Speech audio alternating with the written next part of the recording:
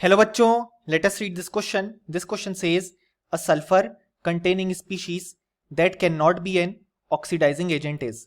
और हमारे ऑप्शंस हैं. Option A H2SO4, option B SO2, option C H2S, option D H2SO3.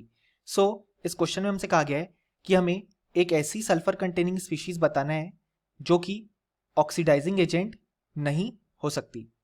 So इस question को सॉल्व करने के लिए हमें जो की कॉन्सेप्ट रिक्वायर्ड है वो है concept of oxidation and reduction.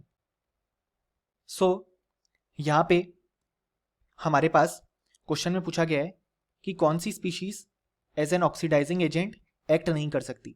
सो सबसे पहले हम देखेंगे जो ऑक्सीडाइजिंग एजेंट होता है वो खुद रिड्यूस होता है और सामने वाली स्पीशीज को ऑक्सीडाइज करता है, इसलिए हम इसे ऑक्सीडाइजिंग एजेंट बोलते हैं क्योंकि ये खुद रिड्यूस होगा और सामने वाली स्पीशीज ऑक्सीडाइज होगी. सो अब अगर हम हमारे ऑप्शन देखें तो ऑप्शन ए में हमारे पास गिवन है H2SO4. अगर यहाँ पे हम देखें तो हाइड्रोजन का ऑक्सीडेशन स्टेट है +1, ऑक्सीजन का है -2. सल्फर का अगर हम कैलकुलेट करें सो हम उसे वाई जूम करेंगे, हम लिखेंगे 2 + y -8 = 0, यानी कि y की वैल्यू आ गई +6. अब यहाँ पे सल्फर का +6 मैक्सिमम ऑक्सीडेशन स्टेट है.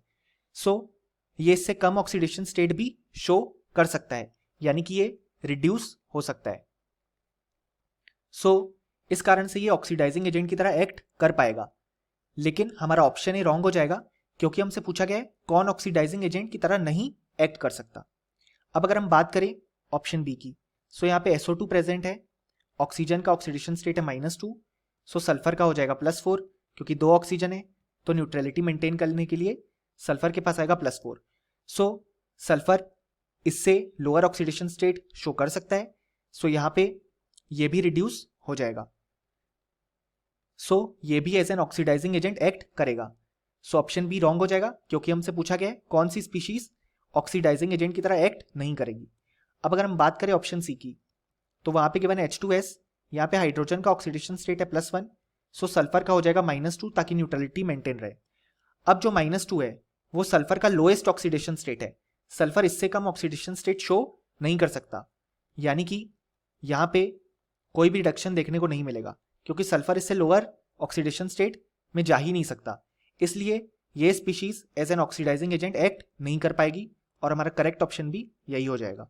अब अगर हम लास्ट ऑप्शन देखें ऑप्शन डी, तो उसमें गिवन है H2SO3, यहाँ पे हाइड्रोजन का होगा +1, सल्फर का हम फाइंड आउट करेंगे, ऑक्सीजन का हो जाएगा -2, सो सल्फर का हम x अज्यूम करेंगे, हम लिख सकते हैं 2 फॉर हाइड्रोजन + x -6 = 0 क्योंकि 2 हाइड्रोजन है और 3 ऑक्सीजन, सो यहाँ पे x की वैल्यू आ गई +4.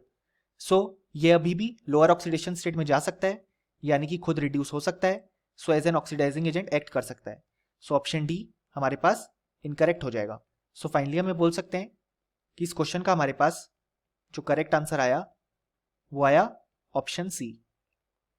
Hope you understood it well. Best of luck.